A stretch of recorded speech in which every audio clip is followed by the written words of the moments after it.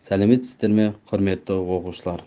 Бүгінгі сабағымыздың тақырыбы интернетте жұмыс істеудің қандай қауіп-қатері бар.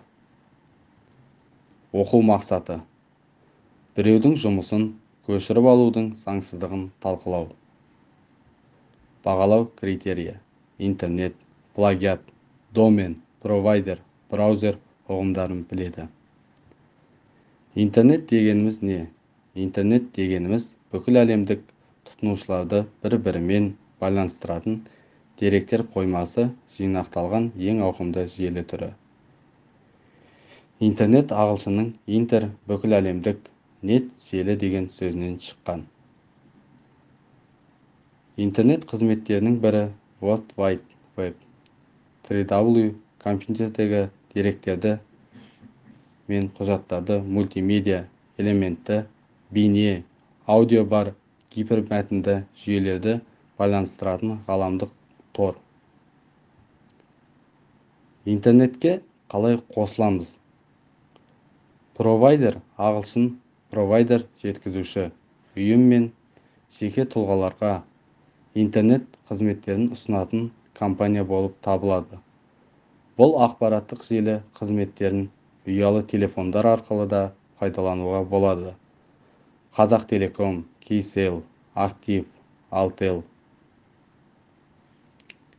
Интернет мүмкіндіктері: қызмет түрлерін ұсыну, интернет арқылы тапсырмас жасау немесе сату, алысты жақындату, қашықтықтан оқыту, яғни үйде отырып білім алу, интернет арқылы қолжетімді әртүрлі ақпараттарды алу немесе жіберу, қызмет көрсету салаларын пайдалану, бүкіл әлемдік жаңалықтарды танысып отыру. Интернет желісінде жұмыс жасау үшін браузер программалары қажет. Браузер ағылшынша брауз, парақтау, қарастыру программалар көмегімен 3W жүйесі мен сұхбат құрылады. 3W серверлері мен интернет ресурстары арасында қарым-қатынас жасайды. E-mail, электроник mail, электрондық пошта желі тұтынушылары арасында мәлімет алмасу ісін жүзеге асыратын қызмет жүйесі. Оның көмегімен арақашықтықта тәуелсіз, санаулы минуттар ішінде хабарды жеткізуге болады. E-mail адрестік құрылымы: есім, e-mail, мекеме, домен. Мысалы, dina_m@email.kz. Сайттың интернеттегі адресін домен үйшік деп атайды. Әр елдің өз домені болады. Мысалы, kz, Қазақстан, y, Украина, US, ақш, ру, Россия, фр, Франция, д, Германия. Интернеттің зияны: интернет және кітаптардағы ақпараттардың өз иесі, авторы болады. Сондықтан ақпаратты алғанда оның басқа адамның еңбегі екенін ұмытпауымыз керек. Міндетті түрде оның авторын көрсетіп отыруға тиіспіз. Плагиат: өзгенің туындысын рұқсатсыз иемденіп кету. Авторлық туынды заңмен қорғалады. Плагиаттың түрлерін қолдану аясында қарай жіктеуге болады. Академиялық, журналистік және күнделікті көп тараған плагиатқа мәтін мен жекеленген сөйлемдер, ой, идеялар, шығармада суреттелген фактілер жатады.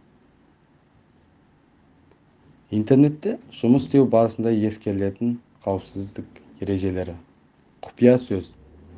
Құпия сөз орнатылған ақпараттарды ешқашан бұзуға әрекет жасамаңдар. Сенім. Интернеттегі мәліметтердің бәрі бірдей ақиқат емес. Сондықтан бүкіл сайттағы ақпараттардың барлығын дұрыс деп есептеуге болмайды. Әлеуметтік желі. Әлеуметтік желіні қолданғанда абай болыңдар. Хат, хабар алмасқанда қарым-қатынас мәдениетін сақтау қажет. Жауапкершілік. Интернетте орналастыратын ақпараттың үнемі сақталып қалатынын естен шығармаңдар. Енді оқушылар сіздерге тапсырма. Сәйкестендіру кестесі. Браузер, Safari, интернет. Бүкіл әлемдік тұтынушыларды бір-бірімен байланыстыратын деректер қоймасы жинақталған ең ауқымды желі. Енді сіздер дәптерлеріңізге жағдаятты талқылаңыз. Дәптерлеріңізге жазып алыңыздар. Менің сүйікті оқыған кітабым тақырыбында жобалар байқауы жарияланды. Байқау шарты 2 оқыған кітап туралы жоба жасау керек. Азамат интернеттен бір кітап туралы ақпарат алып, өз жобасын қосты. Ал тағы бір кітап туралы ақпаратты рұқсат сұрамай сыныптасынан алып, оны да өз жобасына қосты. Дайын жобаны Азамат әділқазылар алқасына жіберді. Азаматтың әрекеттің заңдылығын анықтаңыз. Дәптерлеріңізге жазыңыздар. Назарларыңызға рахмет.